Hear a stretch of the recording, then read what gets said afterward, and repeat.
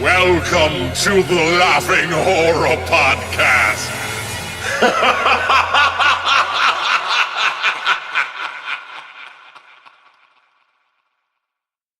Good day and welcome back to the Laughing Horror Podcast's 40th episode. I am your host as always, Kyle Laugh, and imagine that, 40 episodes in. Never thought that my one-man show would make it this far in, but it has, and I've surprised myself. And to be honest with you, I'm pretty proud of myself over it.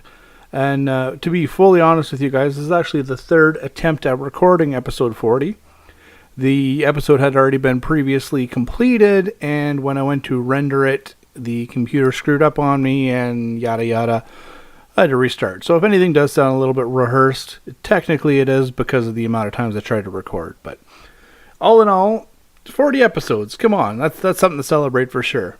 So in order to celebrate this week, I've decided to go with a retrospective of reviews. We're going to go over the Basket Case series, so Basket Case 1, 2, and 3. Other than that, we will be going over our typical news as well as the releases for the week. So without any further ado, let's just jump into the news. So the biggest news story this week, in my personal opinion, Dread Central has created a partnership with Epic Pictures. Because of this, they'll now be able to afford to maintain and properly pay their full staff.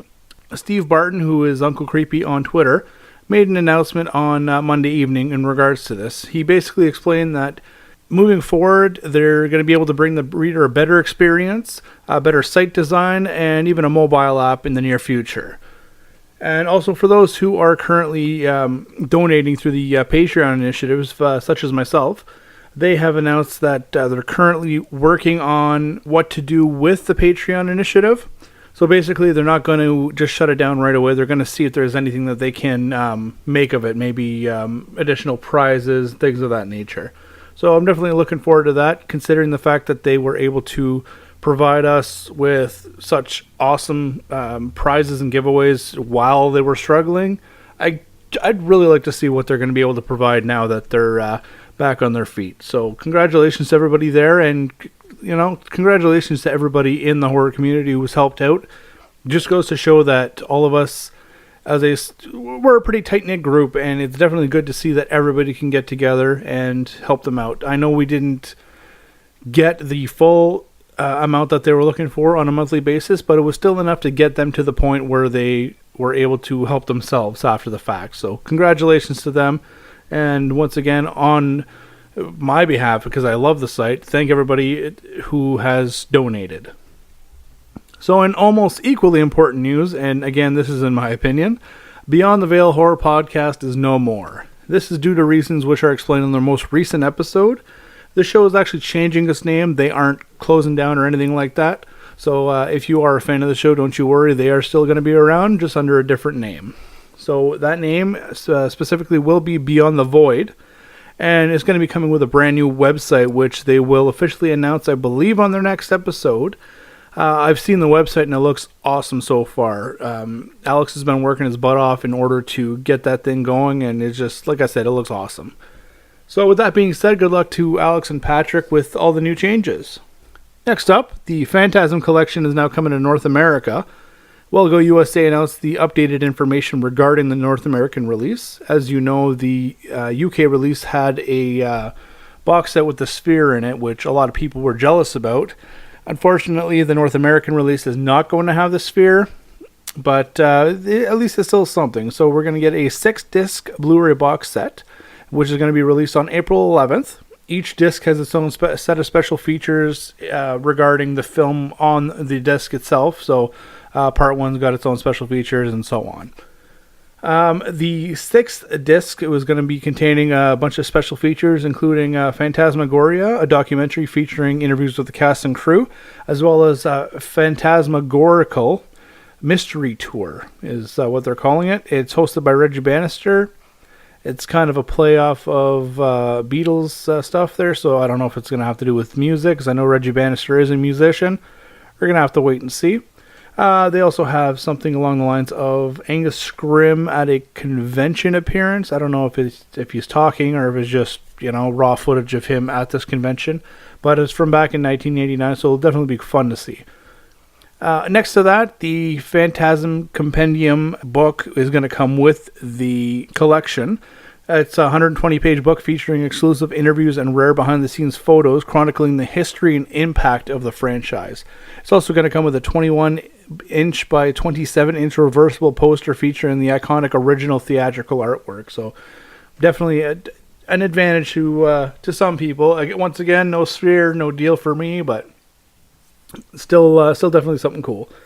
And next to that, they also have announced that the covers are going to be reversible for each film. So one side is going to be the film's artwork, and then the other side will show a Roman numeral on a black background with the picture of the sphere sitting in front of it. So that's, as a style, that's something I would like to, I would set it up as, but, that's just me. And once again, that's if I were to get the series. Again, no sphere, no deal. Next up, we've got Outlast 2 release date, which has been revealed by the Red Barrel's Twitter account. They posted that the game will be made available on PC, Xbox, and PS4 come April 25th. As I've mentioned before, I'm personally not a fan of the game. I like being able to defend myself from attacks. Even if I'm not able to defeat these people, at least it gives me the option to, kind of fight my way out and get myself to a safer place. So, other than that, I know a lot of people are interested in that game. So, once again, it's out on April 25th for those who are interested. Then, speaking of game news, there was also a new gameplay trailer and special edition Jason design that was revealed for the Friday the 13th the game.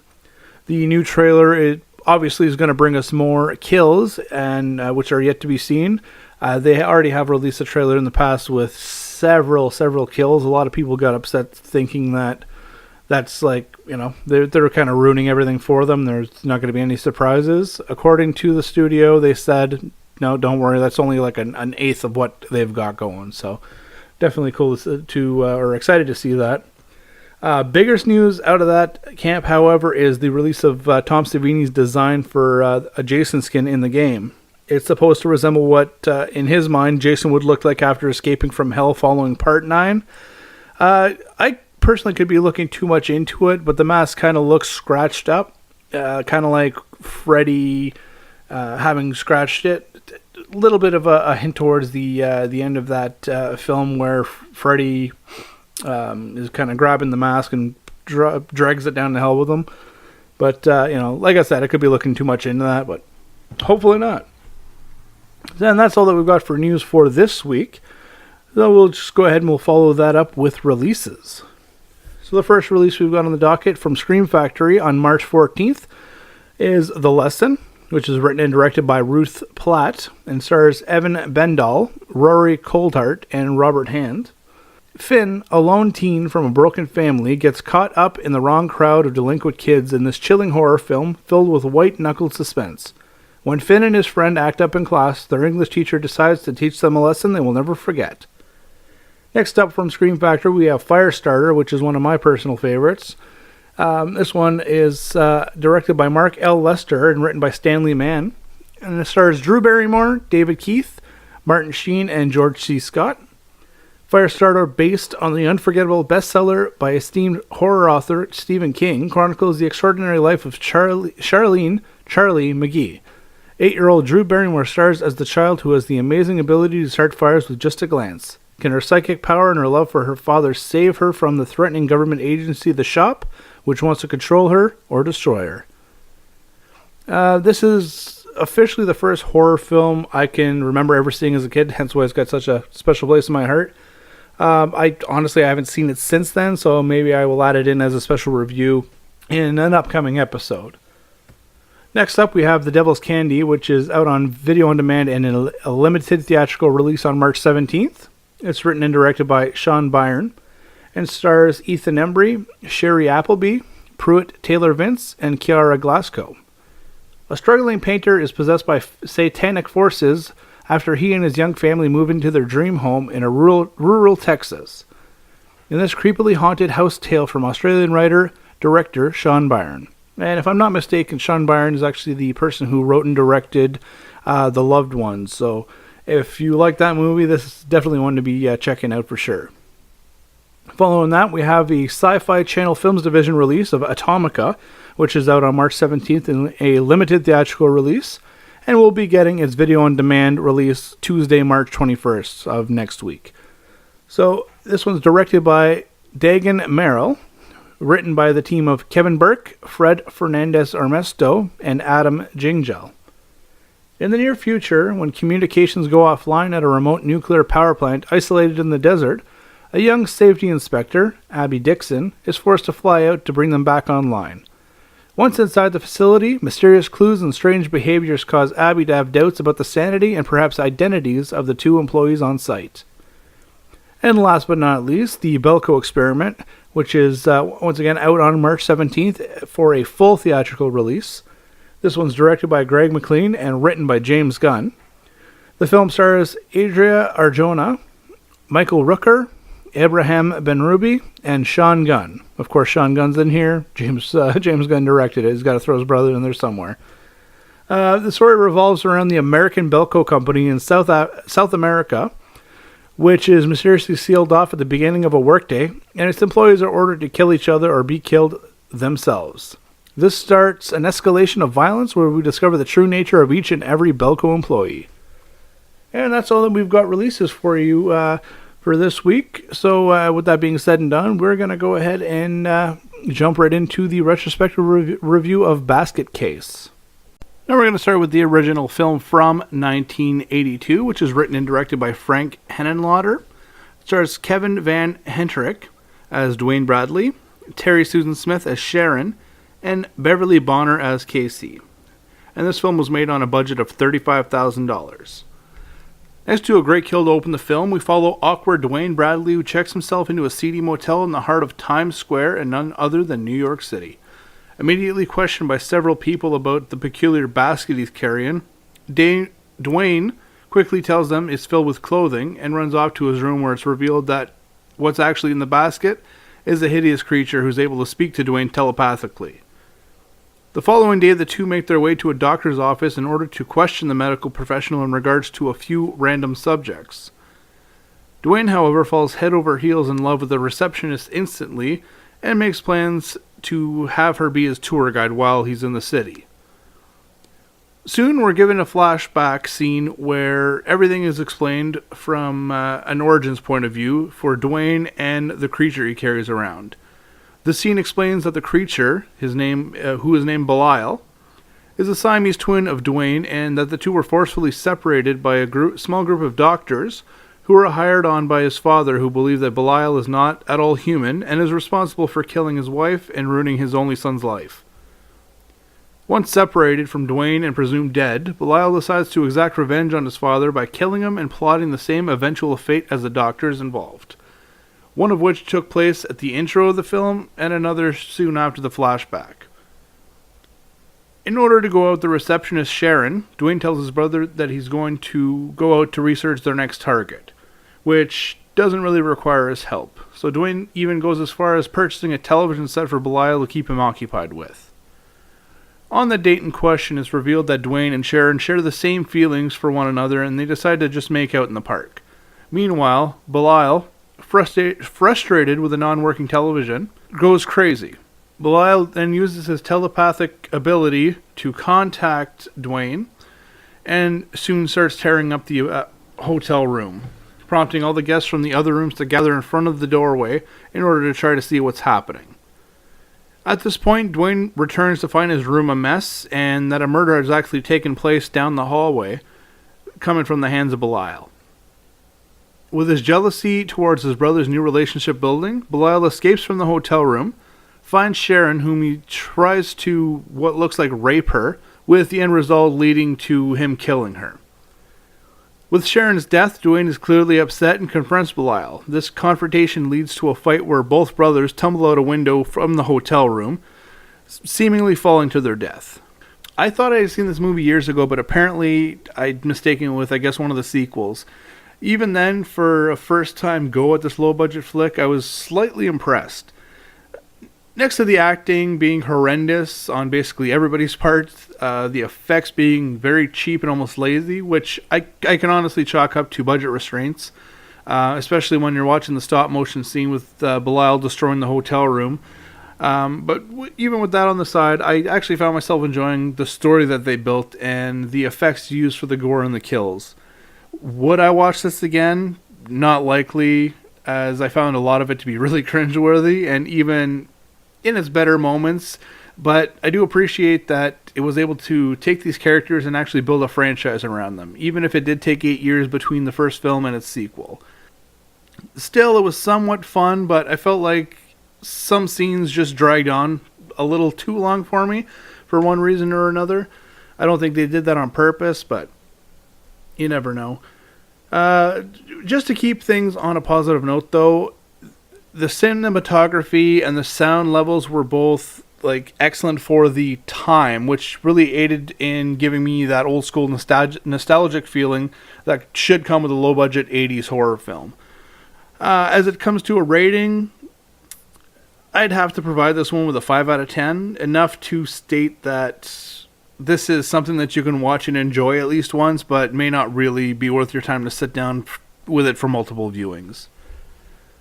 Now, with that being said, we're going to move on to Basket Case 2, which is from 1990. Written and directed, once again, by Frank Henenlotter. Stars Kevin Van Hentrick as Dwayne Bradley, Judy Graff as Newswoman, Annie Ross as Granny Ruth, Heather Rattray as Susan, Beverly Bonner as Casey, Chad Brown as Newsman, and Leonard Jackson as Police Commissioner. This one had a budget of $2.5 million. So picking up exactly where we left off, Dwayne and Belial miraculously survived the fall from their hotel window. The ambulance picks them up, brings them to the hospital, and during this time we're subjected to video clips of the media basically going crazy about the two and the murders that they've committed. Although injured, the brothers manage to escape from the hospital, where they run into a lady named Granny Ruth and her granddaughter Susan, who claim that they're there to help them out and that they were friends of their aunt who actually took care of them after the death of their father, and that they also had somewhere safe for them to hide out. So after going with them and settling into their new home, Granny Ruth takes the boys around to meet their new roommates. Those roommates being several freakishly disfigured individuals, including a female by the name of Eve, who is exactly like Belial. Fast forward several years. After living a peaceful, quiet life, the brothers and their new family are suddenly caught in the sightlines of a reporter who wants nothing less than justice brought to Dwayne and Belial for their previous actions, but the family is able to easily and quickly dispose of the situation. The film's ending is very twisted and odd, as we see Belial and Eve consummate their love, while Dwayne, trying to do the same with Susan, ends up learning about a freak baby that she's been carrying for the last 6 years. Of course, in shock from what he's seen, Dwayne accidentally pushes Susan out the window, killing her instantly. Upon seeing this, Granny Ruth was visibly upset with the death of her granddaughter, and she sends all the freaks in the house to hunt down her killer. So what we're left with is the final scene where Dwayne, seemingly losing his mind, takes Belial and sews him back onto his body, only to claim that he's once again one of them. So the sequel had a huge boost in revenue compared to the first film, and you could tell that they tried to spend as much of it as possible in order to try to make the movie much more visibly appealing, ultimately and drastically changing the tone of the film from what people were expecting to see after the first one. Instead of this being the primary focus on Belial being the singular monster in the film, they used the money to basically create an entire family in which the tables kind of end up turning, if you think about it, for Dwayne, as Belial now finds himself a home he's comfortable in, while Dwayne is the one who feels like the loner and the freak, if you will. Speaking of the family aspect, the creature effects were all fun to look at, but most of them felt very cheap and looked fake, kind of like rubber mask-ish. But on that note, however, to kind of flip it around, the Belial figure was highly improved. So visually, it looked a lot better. It had big improvements with the animatronics, and in order to give the character more movement, better facial reactions, and basically a promise not to go down the awful stop-motion road that they'd gone down previously. And with the exception of Van Hentrick, who doesn't seem to be able to act his way out of a wet paper bag, the acting was also a lot better around this time. So next to the addition of the new free characters, I found this to be a very forgettable film, to be honest with you. I actually had to watch the film a second time in order to recall what the heck had happened, and even then, I'm still having trouble remembering what happened. Is it visually better? Yes. All around better? No. It's basically, for me, a 4 out of 5. And again, to be fully honest, you can actually skip this film and still get the gist of what happened by watching the first and the third film back to back, basically. Now, speaking of the third film, we'll just jump right back into it. The third film is obviously Basket Case 3. This one was made a year later in 1991. Once again, it was written and directed by Frank Henenlotter, and once again stars Kevin Van Hentrick as Dwayne Bradley, and Annie Ross returns as Granny Ruth. And the budget, I tried to look it up for this one, could not find it, so currently unknown. But I'm sure somebody's got those numbers out there. So we open up with a flashback of Dwayne sewing Belial and himself back together. Once this is completed, we find that Dwayne is now in a straitjacket, locked in a padded cell, pleading to be let out while claiming that he's sorry for what he did and he's now back to himself once again. Granny Ruth makes a decision to let him out and explains that Belial is going to be a father, obviously making Dwayne an uncle, but as that they need to take a trip in order to see a doctor who specializes in odd medical cases. So we're then reintroduced to Eve, who is, for lack of a better term, super pregnant. And we also notice that Belial does not seem to be present anywhere, but it's soon to be revealed that he's actually hiding in his basket in order to ignore Dwayne for the actions that he pulled at the end of the second film. After the family's packed up and left for the doctor's home, Granny Smith decides to stop in order to pick up a few snacks. This prompts Dwayne to try and escape the bus, which he also tries to enlist the help of a girl who's walking down the street, who we soon find out to be the sheriff's daughter. Following this, after a small introduction to the girl and the sheriff, the family is back on the road and quickly arrive at the doctor's home.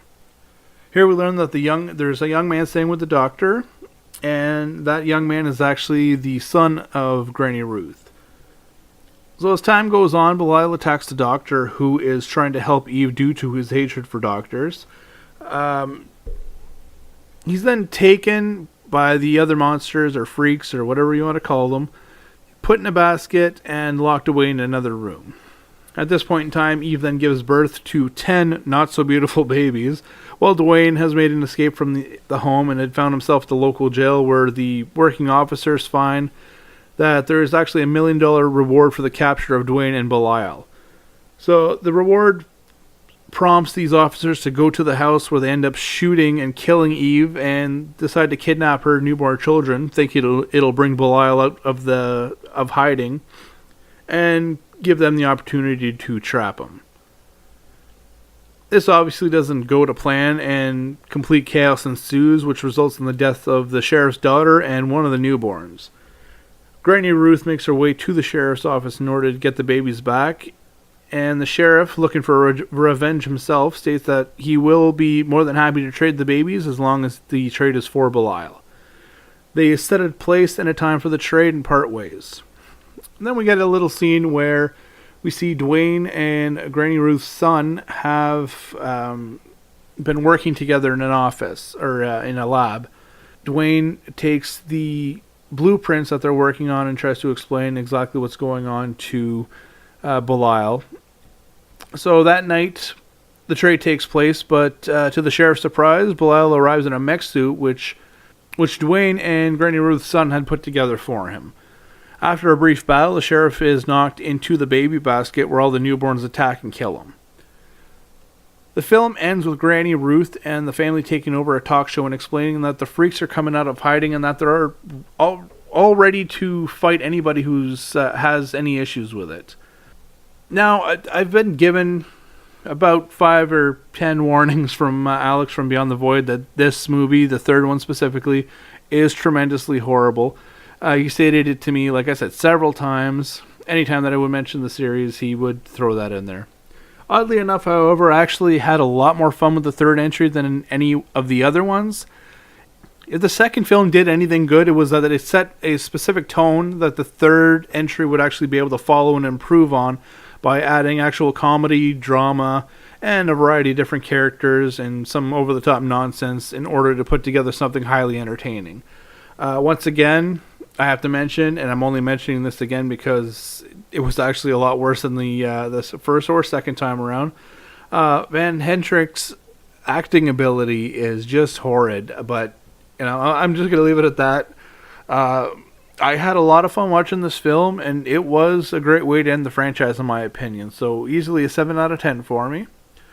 And with that being said, that's all that we've got for you guys for this week. So I do want to thank you for tuning in for 40 episodes. Some of you less, some of you possibly having listened to it some episodes more than once. I don't know. But I definitely appreciate all your support, all your love, all your help, and everything. So if you do want to reach the show or contact the show, you can do so by emailing us at laughinghorrorpodcast@gmail.com. You can also follow us on Twitter at laughing_horror. You can also follow us and chat with us on HorrorAmino. The same username as Twitter, laughing_horror. You can also find us on Facebook by just typing up Laughing Horror Podcast. On YouTube, same thing, Laughing Horror Podcast, where we will have the video versions of the podcast. Basically just a background with the logo with the podcast playing, just to make it easier on some people so they can listen to it. And with that being said, we're also looking for people to rate us on iTunes and Stitcher if you guys don't mind. If you can go to either iTunes or Stitcher, you can type in LHP and it should be the first thing that pops up for you guys. So once again, I want to thank you guys for tuning in, and we'll talk to you guys next week.